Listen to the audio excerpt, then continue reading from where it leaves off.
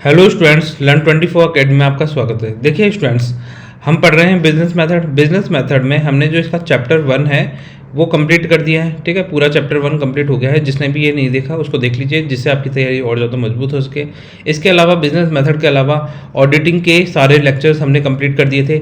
जिसने ऑडिटिंग वाला सेक्शन नहीं देखा वो देख लीजिए, आपको प्लेलिस्ट में, हमारे चैनल की प्लेलिस्ट में ऑडिटिंग मिल जाएगी। इसके अलावा देखो, हमारे द्वारा कंप्यूटर का 90% कोर्स आपको कंप्लीट करा रखा है। ठीक है, जिसने भी नहीं देखा वो यहाँ से देख लीजिए। ये आपको CET कंप्यूटर नाम से मिल जाएगा हमारे चैनल पर। ठीक है, इसके अलावा हमने GF&ER, general finance and accounting rules वाले जो सेक्शंस हैं ये भी कंप्लीट कर दिए हैं। ठीक है, ये मतलब पूरे कंप्लीट नहीं करें, 60% तक कोर्स इसका भी कंप्लीट है हमारे चैनल पे।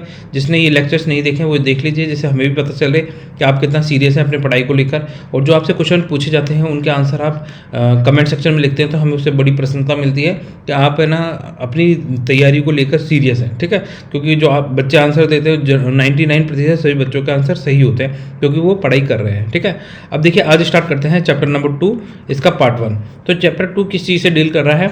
व्यावसायिक संगठन के स्वरूप। ठीक है, तो जो बिजनेस ऑर्गेनाइजेशन है, कॉमर्शियल ऑर्गेनाइजेशन है। ठीक है, तो बिजनेस ऑर्गेनाइजेशन के क्या क्या फॉर्म्स हैं, क्या स्वरूप है? तो देखो, ये एक तो हमें मिलेगा एकल स्वामित्व, जिसे हम सोल प्रोप्राइटरशिप कहते हैं। मतलब जिस बिजनेस में सिर्फ एक ही स्वामी होता है उसे सोल प्रोप्राइटरशिप कहते हैं। ठीक है, फिर उसके अलावा साझेदारी। ठीक है, तो और फिर उसके अलावा कंपनीज है। तो हम ये 3 स्वरूप देखेंगे बिजनेस ऑर्गेनाइजेशन के इस लेक्चर में। तो सबसे पहले कंप्लीट देखते हैं एकल स्वामित्व। आ जाइए आगे चलते हैं। अब देखिए, बिजनेस संगठन के स्वरूप, एकल स्वामित्व, साझेदारी और कंपनी।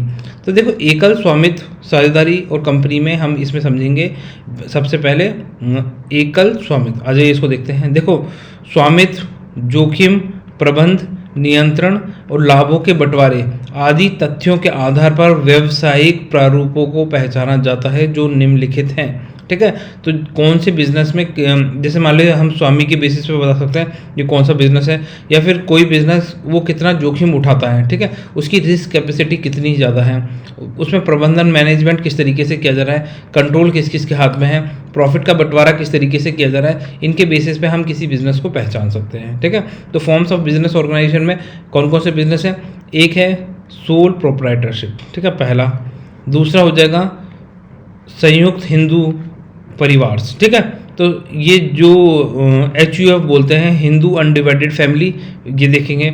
इसके बाद अपन तीसरे नंबर पे समझेंगे फर्म किसे कहा जाता है। चौथा बात करेंगे अपन कोऑपरेटिव सोसाइटीज़ की। ठीक है, और 5वीं बात करेंगे अपन जॉइंट स्टॉक कंपनीज़ की। तो इनके बारे में हम इस लेक्चर में देखेंगे। तो अभी हम जो पहला ये आज का लेक्चर है इसमें हम सोल प्रोप्राइटरशिप देखेंगे। आ जाइए इसको देखते हैं। अब देखिए, एकल स्वामित्व, सोल प्रोप्राइटरशिप होती क्या है? सोल प्रोप्राइटरशिप का सिंपल सा मतलब है, और इसके लिए देखो डेफिनेशन भी दी गई है JL हेंसन ने। ठीक है, तो इन्होंने क्या कहा? एकल स्वामित्व एक ऐसी व्यवसायिक इकाई है जिसमें एक ही व्यक्ति द्वारा पूंजी, ठीक है, तो जो भी कैपिटल का इन्वेस्टमेंट किया जा रहा है वो किसके द्वारा किया जा रहा है? कैपिटल एक ही बंदे के द्वारा किया जा रहा है। ठीक है, कैपिटल का है ना, तो जो पैसा लगाया जा रहा है वो कौन कर रहा है? एक ही बंदा लगा रहा है, और जोखिम भी वही उठा रहा है और प्रबंध भी वही कर रहा है। तो 3 काम कर रहा है, एक तो कैपिटल लगा रहा है, एक रिस्क ले रहा है। ठीक है, रिस्क के अलावा मैनेजमेंट भी इसी के हाथ में है। तो ये चीज़ें याद रख सकते हैं। ठीक है, कैपिटल, रिस्क एंड मैनेजमेंट अगर एक ही व्यक्ति लगा रहा है तो उसे क्या बोलेंगे? सोल प्रोप्राइटरशिप बोला जाता है। ठीक है, आज ये व्यवसाय स्वयं के द्वारा, स्वयं के लिए संचालित किया जाता है। इस व्यवसाय में जोखिम असीमित। ठीक है, तो यहाँ पर जो जोखिम है वो कैसा होता है? असीमित होता है, अनलिमिटेड होता है। ये एक इंपॉर्टेंट पॉइंट है, यहाँ से क्वेश्चन पूछा जा सकता है कि कौन से बिजनेस में जोखिम असीमित होता है?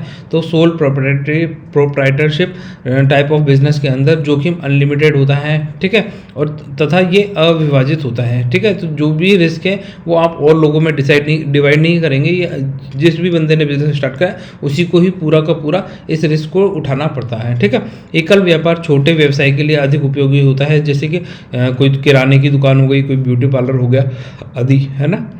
तो स्वामी व व्यवसाय की संपत्ति पृथक पृथक नहीं होती है, अर्थात नुकसान हानि होने की दशा में जो व्यवसाय की संपत्ति के साथ साथ व्यक्तिगत संपत्ति से भी राशि की वसूली की जा सकती है। ठीक है, तो यहाँ पर क्या है, जो स्वामी है और जो व्यवसाय है उनकी कैपिटल अलग अलग नहीं होती है। अगर मान लीजिए लॉस हो जाता है तो जो असेट्स को बेच के पैसा आ सकता है वो तो लिया ही जाएगा, जो कंपनी के असेट्स होंगे। उसके अलावा पर्सनल असेट को बेच के भी आपके नुकसान की भरपाई करी जाती है। ठीक है, तो ये थोड़ा ध्यान रखते हैं। अब आ जाइए देखिए एकल स्वामित्व की विशेषताएं, importance of characteristics of sole proprietorship. ठीक है, तो क्या क्या विशेषताएं हैं एक एकल स्वामित्व टाइप ऑफ बिजनेस की। तो देखो एकल स्वामित्व की दायित्व हमेशा क्या होता है, असीमित होता है। तो ये एक इंपॉर्टेंट पॉइंट है, ये याद रखना है आपको। ठीक है, लाभ व हानि का बंटवारा नहीं किया जाता है, क्योंकि भाई किस में करेंगे, एक ही बंदा है। जैसे मान लीजिए एक एक्स व्यक्ति है, इसने sole proprietorship type of business start किया। ठीक है, एक्स ने, तो अब ये प्रॉफिट किस में डिवाइड करेगा, भाई एक्स का है तो एक्स में रहेगा। लॉस किस में डिवाइड करेगा, इसी को लॉस उठाना पड़ेगा, इसी को प्रॉफिट मिलेगा। ठीक है, पूंजी की आवश्यकता संबंधित सुविधा की पूर्ति स्वयं के द्वारा की जाएगी। प्रबंध जो मैनेजमेंट एंड नियंत्रण मतलब कंट्रोल का कार्य उसी व्यक्ति के द्वारा स्वयं द्वारा ही किया जाएगा जिससे गोपनीयता सबसे अधिक बनी रहती है। ठीक है, एकमात्र विक्रेता या प्रबंधक होने की वजह से विभिन्न क्षेत्रों में कार्य करने की योग्यता के साथ साथ आत्मविश्वास में क्या होती है, वृद्धि होती है। एक ही बंदा जब कई सारे कार्य कर रहा होता है तो उसका कॉन्फिडेंस लेवल भी बढ़ता जाता है। ठीक है, पैतृक ख्याति गुडविल का लाभ इसी प्रारूप में मिलता है। ठीक है, व्यवसायी के जीवन के साथ साथ व्यवसाय चलता है, अर्थात एकल स्वामित्व में स्वामी की मृत्यु होने के साथ जैसे मान लीजिए देखो ये गुडविल वाला जो पॉइंट है ना, कई बच्चों को समझ में नहीं आता है, तो यहाँ पे समझिए। जैसे मान लीजिए आपने बीकाजी भुजिया का नाम सुना है। ठीक है, बीकाजी भुजिया, तो बीकाजी भुजिया है तो ये कहाँ की फेमस है, जिस बीकाजी से उन्होंने फेमस करी है, तो ये बीकाजी की अपनी एक गुडविल है। ठीक है, तो ये बीकाजी भुजिया के नाम से जो भुजिया बेची जाती है इसकी अपनी खुद की एक ब्रांड वैल्यू है। ठीक है, तो इसको अलग से पैसा मिलता है। अब जैसे मान लीजिए मैं अभी कोई चमन छाप भुजिया बेचूं तो आप क्या खरीदेंगे, नहीं खरीदेंगे। आप बोलेंगे मुझे बीकाजी भुजिया दो, क्योंकि उसका क्वालिटी, उसका टेस्ट, उसकी अलग ही बात है, वो थोड़ी महंगी भी मिलेगी मार्केट में।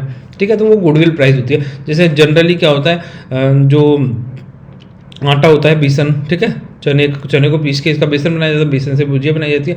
अब मान लीजिए वो 40 रुपये किलो मिल रहा है आपको केजी। ठीक है, और भुजिया बिक्री है कितनी, 110 रुपये। कोई सी नॉर्मल भुजिया की बात करें, नॉर्मल भुजिया। ठीक है, और बीकाजी भुजिया कितने रुपए की बिकती है, बीकाजी भुजिया बिकती है 180 रुपये किलो। तो अब यहाँ पे देखिए इन दोनों में डिफरेंस कितना आया, ये आया 70 रुपये का, तो ये 70 रुपये गुडविल के हो गए। ठीक है, गुडविल के पैसे दे रहे हैं भैया, बीकाजी भुजिया की गुडविल ज़्यादा है। ठीक है, इसके लिए पैसे दिए जाते हैं। ठीक है, व्यवसाय के जीवन के साथ साथ व्यवसाय चलता है, अर्थात एकल स्वामित्व की मृत्यु होने के साथ साथ वो बिजनेस भी समाप्त हो जाता है, परंतु बाद में उसके वैधानिक उत्तराधिकारी वही कार्य चला सकते हैं। ठीक है, एकल स्वामित्व के गुण। अब देखो merits of sole proprietorship business के क्या क्या मेरिट्स हैं। तो निर्णय लेने की स्वतंत्रता होने के कारण निर्णय शीघ्र लिया जा सकता है। ठीक है, इसमें व्यवसाय से संबंधित सूचनाओं की गोपनीयता बनी रहती है। इसमें व्यवसाय में लाभ का विभाजन नहीं किया जाता है ना, यहाँ पे क्या है, जो प्रॉफिट है, ठीक है, तो प्रॉफिट को डिवाइड नहीं किया जाता है। ठीक है, ये थोड़ा सा ध्यान रखना। प्रॉफिट किसका है, अगर एक्स ने बिजनेस डिसाइड किया तो पूरा का पूरा 100% प्रॉफिट किसका हो जाएगा, एक्स का ही हो जाएगा। तो किसको और देंगे ये पैसा, किसी को नहीं देंगे। एक्स ने बिजनेस स्टार्ट किया है, यही है सोल प्रोप्राइटरशिप, एकल बिजनेस चला रहा है तो इसी का प्रॉफिट रहेगा। ठीक है, संपूर्ण लाभ एकल स्वामित्व का होता है और संपूर्ण हानि भी कौन उठाएगा, एक्स ही उठाएगा। ये थोड़ा ध्यान रखना। ठीक है, आत्मसंतुष्टि मिलती है सिंगल बिजनेस करने पर, आपको कोई किसी के साथ प्रेशर नहीं रहता, किसी के लिए आप जवाबदेही नहीं रहते। ठीक है, व्यक्तिगत संपर्क स्थापित किए जा सकते हैं, गठन व समापन में आसानी होती है, वैधानिक औपचारिकताएं नहीं होती हैं। ठीक है, न्यूनतम कर भार होता है, जो टैक्सेस होते हैं वो लेस होते हैं, पूंजी पर एकाधिकार होता है। ठीक है, तो जो सारी की कैपिटल कौन इन्वेस्ट कर रहा है, ये एक्स बंदे के द्वारा ही इस कैपिटल को इन्वेस्ट किया गया है, एक्स ही ये कैपिटल लेकर आया है, थोड़ा सा ध्यान रख सकते हैं। ठीक है, पूंजी कैपिटल। कर्मचारी से प्रत्यक्ष संबंध होते हैं, सरकार का न्यूनतम हस्तक्षेप होता है। ठीक है, आ जाइए नेक्स्ट चलता है। एकल स्वामित्व की सीमाएं। अब देखिए कुछ लिमिटेशंस भी होंगी एकल स्वामित्व की, तो क्या हो सकते हैं इसमें? स्वामी का दायित्व जो इसकी लाइबिलिटीज होती है अनलिमिटेड होती है। अनलिमिटेड का सिंपल सा मतलब है, जैसे मान लीजिए आपने मार्केट से एक बिजनेस स्टार्ट किया एक्स, ठीक है, एक्स बंदा है, इसने बिजनेस स्टार्ट किया है HMT, ठीक है, HMT लिमिटेड मतलब बिजनेस स्टार्ट किया, HMT कंपनी स्टार्ट करी है। अब HMT कंपनी स्टार्ट करने के लिए ये इसने क्या करा, मार्केट से पहले खुद की जेब से भी इसने क्या करा, 1 लाख रुपए लगाए, ठीक है, और मार्केट से इसने ले लिए 15 लाख रुपए, ठीक है। अब जो इस पूरी कैपिटल की वैल्यू कितनी हो गई, 16 लाख रुपए हो गई, ठीक है। अब क्या करा, इसने सोचा कि मैं HMT की एक और ब्रांच लगा देता हूँ नियर बाय, यहाँ से अच्छा थोड़ा चल रहा था इसका काम, इसने एक और ब्रांच लगा दी। अब मार्केट से इसने उठा लिया कितने, 30 लाख रुपीज़, ठीक है, जबकि मार्केट की एक्चुअल वैल्यू कितनी आ रही थी, 16 लाख रुपए, और इसने 30 लाख रुपए मार्केट से और उठा लिया नई ब्रांच खोलने के लिए, न्यू ब्रांच के लिए, ठीक है। अब क्या होगा, ये HMT गई घाटे में और HMT हो गई बंद। अब इसने मार्केट से कितना पैसा ले रखा था, 30 lakh plus 15 lakh is equal to 45 lakh rupees इसने मार्केट से ले रखा था, ठीक है। परंतु जब इसकी असेट्स बेची गई तो वो कितनी की बिकी, 30 लाख की ही बिकी, ठीक है। तो अब इसने क्या करा, जो ये बाकी 15 लाख रुपए है ना, 45 में से 30 गए तो कितना, 45 में से 30 माइनस कर दो तो बच रहे हैं 15 लाख रुपये, 15 लाख रुपये। तो अब ये जो 15 लाख रुपीज़ की जो भरपाई है वो कहाँ से की जाएगी, वो उसकी खुद की जो प्रॉपर्टी है उसमें से बेचकर इसकी भरपाई की जाएगी। इसीलिए बोलते हैं कि जो एकल स्वामित्व होता है उसकी जो दायित्व होता है वो असीमित होता है। असीमित का मतलब है पहले तो फर्म जो बिजनेस है, बिजनेस को बेचने के बाद जो पैसा आएगा वो अगर कुछ कम पड़ जाता है तो उसकी पर्सनल प्रॉपर्टी को बेच के उस पैसे की रिकवरी की जाती है, ठीक है। असीमित लायबिलिटी होने का यही एक नुकसान होता है, ठीक है। सीमित संसाधन होते हैं, लिमिटेड रिसोर्सेज होते हैं, उपक्रम का सीमित जीवन काल होता है, सीमित प्रबंध योग्यताएं होती है, सीमित आय होती है, अविभाजित जोखिम होता है, जन विश्वास में कमी होती है, अकुशल प्रबंध होता है, सीमित ख्याति। सीमित ख्याति का सिंपल सा मतलब है कि अगर मान लीजिए इसने कोई बिजनेस स्टार्ट किया, कोई किराने की दुकान लगाई, तो उस पर्टिकुलर लिमिटेड लोकेशन में ही सीमित रह के रह जाएगा, उसको और लोग नहीं जानेंगे, ठीक है। विस्तार का अभाव होता है, विशिष्टीकरण के लाभों का फ़ायदा नहीं उठा पाते हैं और व्यावसायिक प्रतिस्पर्धा का सामना करने में कठिनाई होती है, क्योंकि बहुत छोटे बिजनेसेस होते हैं, इनके पास पैसा इतना नहीं होता है, ठीक है। तो इन चीज़ों को थोड़ा सा ध्यान रख सकते हैं। मैं ये थोड़ा सा एक बार क्लियर कर देता हूँ जिससे ये पेन आगे चल सके, ठीक है। आगे क्या है, डेटा भर जाता है इसमें। आ जाइए नेक्स्ट चलते हैं। एकल स्वामित्व की उपयोगिता, ठीक है, यूटिलिटी ऑफ सोल प्रोप्राइटरशिप। अब क्या उपयोगिता है एक सिंगल पार्टनर जो बिजनेस होता है, ठीक है। तो जहाँ व्यवसाय का आकार छोटा हो तथा संसाधनों की आवश्यकता कम हो तो वहाँ इस तरीके का बिजनेस खुला जा सकता है, सोल प्रोप्राइटरशिप वाला, ठीक है, एकल स्वामित्व वाला। दूसरा, जहाँ व्यक्तिगत सेवाओं की आवश्यकता हो, वे व्यवसाय जिसके कम निवेश की आवश्यकता हो, जिन व्यवसायों में कार्य का स्तर कम हो, जिन व्यवसायों में पूंजी की आवश्यकता कम हो, मानवीय श्रम पर आधारित है ना, तो ये किस पे बेस्ड होते हैं, लेबर पे, ठीक है, लेबर जो कार्य करेंगे उस पर बेस्ड होते हैं। जहाँ शीघ्र निर्णय लेने हों तो वहाँ इस तरह के बिजनेस खोले जा सकते हैं। आ जाइए नेक्स्ट चलते हैं। अब देखिए स्टूडेंट्स, ये है आपके लिए क्वेश्चन, ये होमवर्क का क्वेश्चन है, इसका आंसर आपको कमेंट सेक्शन में लिखना है। किस व्यावसायिक प्रारूप में व्यवसाय का जोखिम सदैव असीमित ही पाया जाता है, ठीक है। तो यहाँ पर जो रिस्क है वो कैसा है, रिस्क अनलिमिटेड है, ठीक है। तो रिस्क कैसा है, अनलिमिटेड है। तो कौन से बिजनेस में मिलेगा, एकल स्वामित्व मतलब सोल प्रोप्राइटरशिप, कंपनी, सहकारी संगठन या कोई नहीं। तो देखिए इसका आंसर आपको कमेंट सेक्शन में लिखना है। तो फिर स्टूडेंट मिलते हैं नेक्स्ट लेक्चर में, तब तक आप क्या करें, वीडियो को लाइक कर दीजिए, चैनल को सब्सक्राइब कर लीजिए। आपकी कोई क्वेरीज हैं, कोई सजेशन है तो उसके बारे में भी आप कमेंट सेक्शन में लिख सकते हैं। तो फिर स्टूडेंट मिलते हैं नेक्स्ट लेक्चर में, तब तक के लिए आप अपना सब लोग ध्यान रखिए और इस क्वेश्चन का आंसर कमेंट सेक्शन में लिखें, ठीक है। तो फिर मिलते हैं, बाय।